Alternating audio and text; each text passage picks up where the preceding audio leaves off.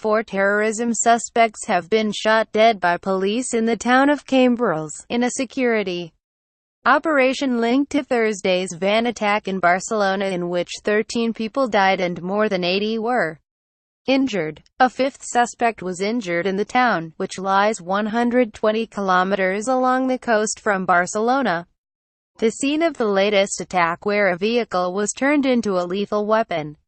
In Barcelona, witnesses spoke of panic and seeing people covered in blood, as victims lay dying in Los Ramblas, one of the city's busiest tourist boulevards.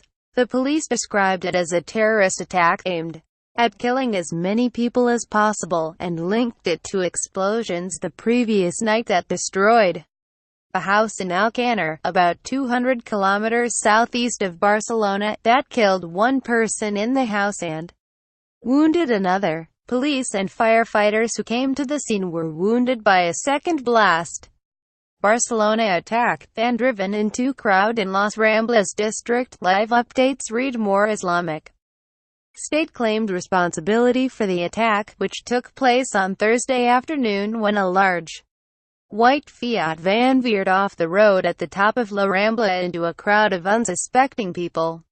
The Spanish Prime Minister, Mariano Rajoy, said the whole country stood in solidarity with Barcelona, blaming jihadi terrorism. Senior police official Josep Luis Trapero said 2 suspects had been detained on Thursday. He said neither was the driver of the van used in the Barcelona attack, who fled on foot and was still thought to be at large. Trapero said it did not appear the driver was armed. Facebook, Twitter, Pinterest. A handout photo made available by Spanish National Police of Driss Al-Kabir. Photograph. Police handout. EPA. One of the arrested men was Driss Al-Kabir, a 28-year-old Moroccan initially named as a suspect.